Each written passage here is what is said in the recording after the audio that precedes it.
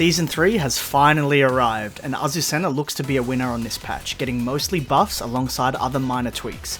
Patch notes are in the description below so you can follow along, but no more delay, let's get right into it. Firstly, we'll cover Azucena's new move, Sidestep 4, otherwise known as Mowing Kick.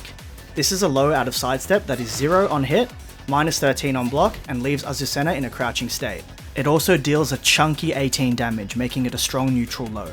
With while standing 1's tendency to go under highs, it'll be a great option to use after this new move to challenge opponents who jab, and in addition, given while standing 1 is 13 frames, it'll trade with 13 frame moves like mid down forward ones and will beat anything slower, making it a great cover option for a lot of your opponent's attacks. Given she's in crouch, you'll also be able to utilize her full crouch mix-ups.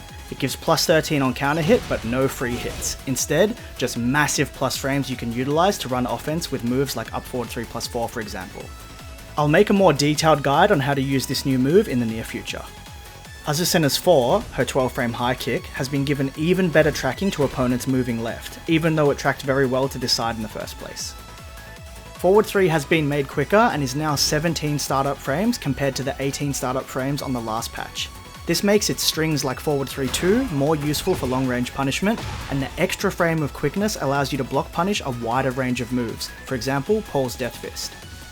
It also now tracks even better to opponents moving right, however the attack hitbox has been changed to mitigate the chances of it hitting opponents behind her.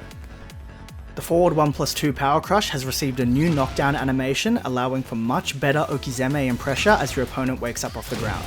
Previously they would be able to roll away, creating a massive gap, but now she can easily reach them just by running after them. Azucena's down forward 1-4-1-2 no longer knocks down for a grounded follow-up. Instead, it gives her plus 12 with the opponent in crouch, meaning she gets a free crouch throw.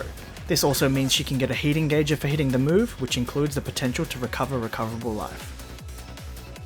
The second hit of 3-2 has also been buffed, giving a new counter hit animation that gives Azucena plus 13 with the opponent in crouch, meaning you can get a free crouch throw just like the last situation, or if you want to utilize stand shenanigans, you can also use down forward 1-4.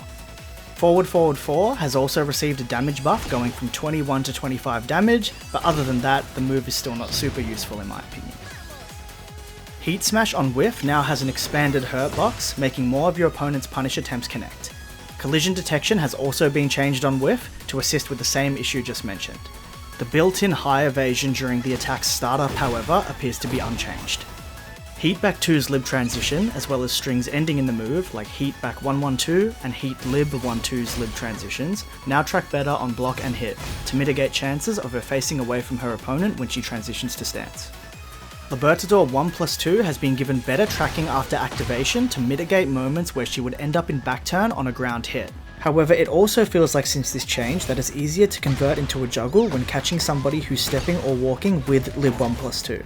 It felt like it would hit them further away or more off axis, but after this patch it feels easier to pick up.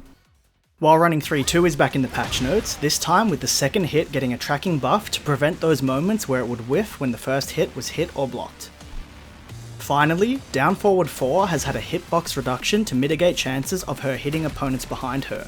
However, it's lost some of the coverage that it had to her weak side, and it's a bit more consistent now for opponents to walk it left. And that is going to be it for the first wave of Season 3 changes for Azucena. I'm keen to see what they adjust further as the season evolves.